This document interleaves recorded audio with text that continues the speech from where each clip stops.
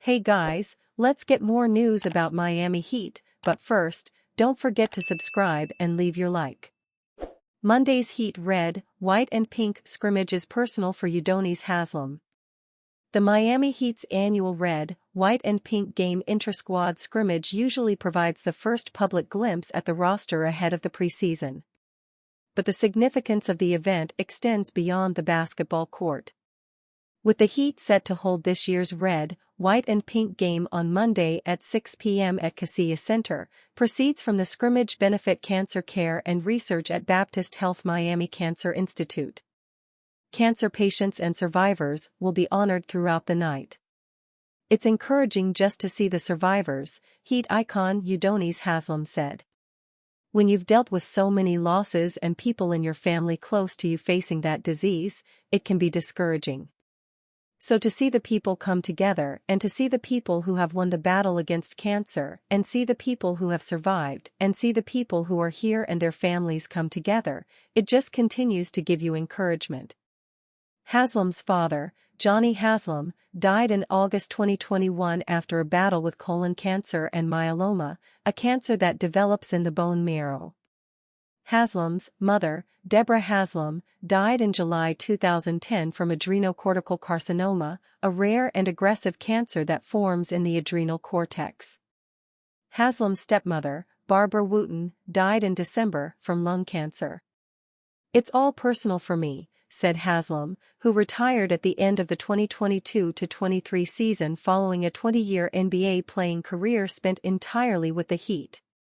"It's my priority to get into the fight against cancer and help raise money against cancer, help raise money for clinical trials and testing and just different things.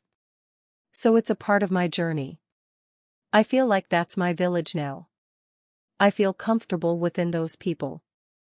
When you're in a situation like myself, it can be kind of lonely. The majority of my friends still have their mother or father or both. So to lose a mother, a father and a stepmother becomes a little bit difficult.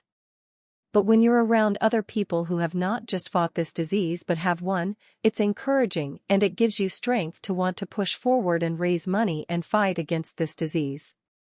That's why Haslem takes solace in meeting those who have survived the disease. "I understand that it's bigger than just my journey, there are so many people that are fighting this battle," Haslem added. "If one person can win, then that's a win for the whole cancer community. So for me, just leaning on that community of people and just being encouraged by the wins that they're having because it's a win for the community. So I'm encouraged by the people who have won, I'm encouraged by their families coming together, I'm encouraged by the people who have beat it and are here to tell the story and their testimony who have lost so we can stay encouraged."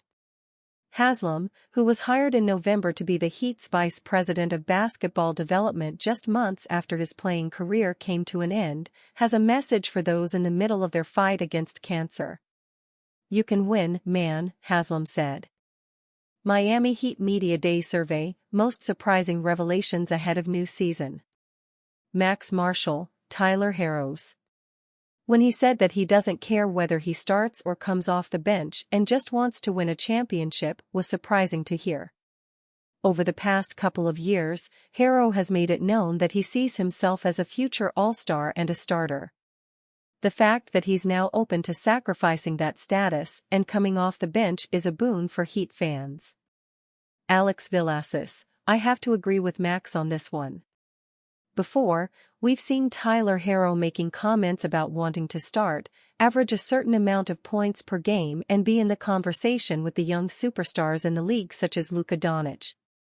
To me, there's no issue with putting your personal goals out there, but this press conference was a complete reversal from his past comments.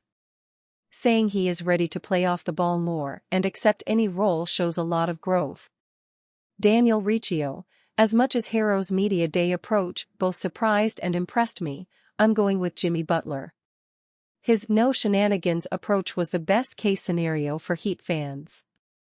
After a summer where the Heat essentially denied an extension request, he showed up professional, locked in and ready to prove himself. It was refreshing to hear him agree with Pat Riley's statements and make it a goal to play more regular season games.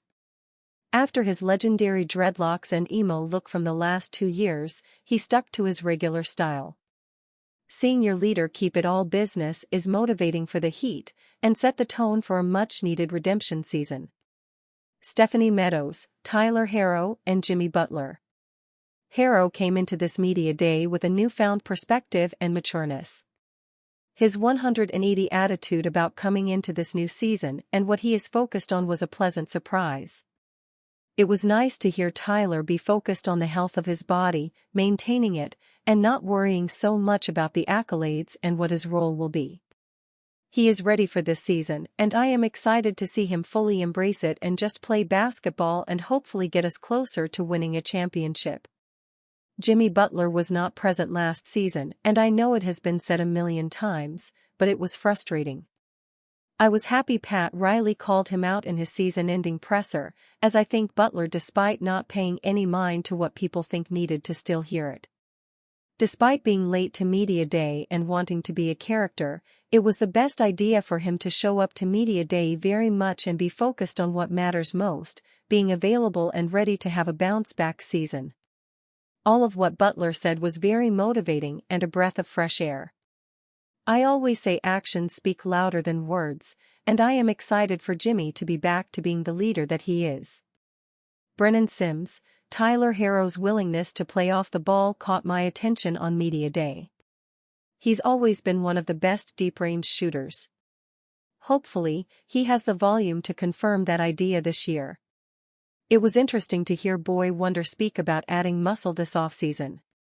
He's been an average finisher at the rim for his career, adding muscle to his frame could aid him in getting through defenders on drives. Paul George says NBA literally changed when Heat put Chris Bosh at center versus Pacers. Philadelphia 76ers star Paul George thinks that the Miami Heat's decision to slide Chris Bosh down to the center spot against his former team, the Indiana Pacers, transformed the NBA. When we played Miami, and they put Chris Bosh at the 5, I think that's when the league literally changed, George said. 'Cause we were one of the last teams to be like two bigs, two like real bigs, David West and Roy Hibbert, not three-point shooters, mid-range shooters. Defensively, Miami struggled against that until they moved Chris Bosh at the 5, and they played 4 wings, and then that was how you beat the Pacers. That was the blueprint to beat the Pacers at that time. And then we saw it with Atlanta. They put Pero Antic at the 5, he was a shootin' big. Al Horford at the 5, a shootin' big. And that gave us the most problems. And then now, that's what you look for. You want a shootin' big, there is number 4 man no more.